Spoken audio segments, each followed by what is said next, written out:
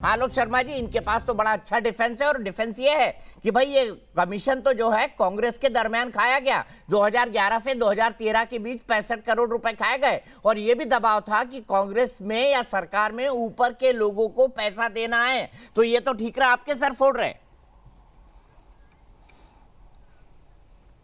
दीपक जी, देखिए, मैं किसी के बीच में नहीं बोला। उम्मीद करता हूं कि मेरे बीच में कोई नहीं बोलेगा। बहुत सारे सवाल थे, आज भी वो सवाल वहीं के वहीं खड़े हैं कि 526 करोड़ का जहाज 1670 करोड़ में क्यों लिया गया, 42,000 करोड़ रुपए ज्यादा क्यों दिए गए, 126 की जगह 36 जहाज क्यों लिए गए बिना टेंडर के, बिना टेक्नोलॉजी ट्रांसफर के। और जिस तरह से हमारी सरकार ने देश का 42,000 करोड़ रुपया एक्स्ट्रा दिया केवल 36 जहाज के लिए, तो क्या ये राष्ट्रीय सुरक्षा के साथ खिलवाड़ नहीं था? तो क्या था? दूसरी चीज हम पूछ रहे हैं, एंटी करप्शन क्लॉज किसने हटाए? 2014 में किसकी सरकार थी? टेंडर कॉन्ट्रैक्ट किसने किया? कॉन्ट्रैक्ट मोदी सरकार ने किया।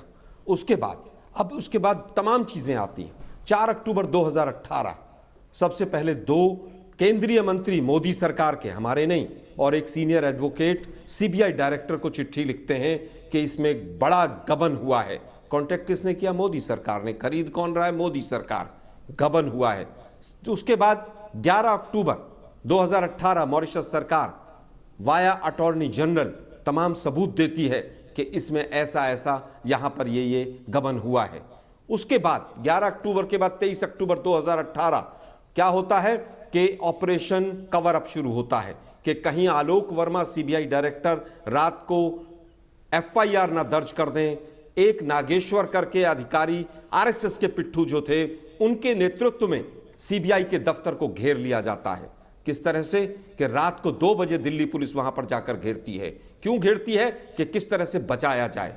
उसके बाद 2019 ईडी की टीम 26 मार्च 2019 को सुषेन गुप्ता के घर पर रेड करती है और तमाम डॉक्यूमेंट्स मिलते हैं वहां से।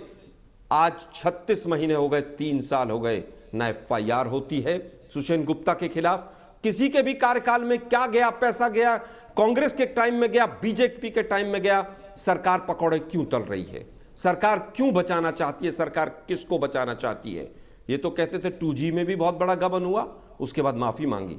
ऑगस्टा वेस्टलैंड पे आपने भी दीपक जी बहुत शो किए होंगे, लेकिन कल जब खुलासा हुआ कि उसको क्लीन चिट दे दी गई है तो मीडिया के किसी साथी की हिम्मत नहीं हुई कि उसके ऊपर डिबेट कर लें।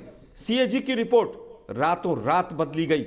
XY होगा तो YZ होगा, ZY होगा तो C होगा, यह रिपोर्ट दी गई। सुप्रीम कोर्ट में झूठा एफिडेविट दिया गया, वो भी शनिवार को, कि ये जो PAC है, पार्लियामेंट्री अकाउंट्स कमेटी, उसमें गई है, उसमें पार्लियामेंट अकाउंट्स क्लियरेंस के बारे में सुप्रीम कोर्ट में झूठा एफिडेविट दिया गया। जब खड़गे साहब जो चेयरमैन थे, उन्होंने आके प्रेस कॉन्फ्रेंस की तो इन्होंने तुरंत रातों रात उस एफिडेविट को बदला।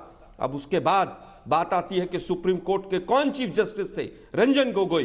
कहां है आज वो? राज्यसभा में बैठे हुए हैं। क्या देकर गए वो? क्या कोई जांच कराई उन्होंने? क्लीन चिट किसने दे दी?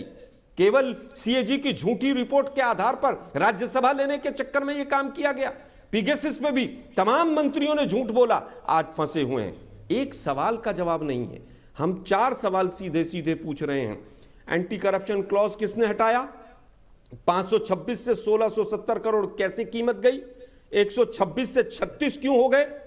मोदी जी ने विदाउट टेंडर क्यों इसको हवाई जहाज को लिया? ये तमाम सवाल हैं कि इसका कोई जवाब अभी तक नहीं मिला है। ठीक है, जवाब ले लेते हैं। याद रखिएगा जफर भाई कि झूठ के पैर नहीं होते और सच को आंच नहीं होती। जितना मर्जी बचा लीजिए, एक दिन आएगा जिस दिन चौकीदार जेल के अंदर जाए।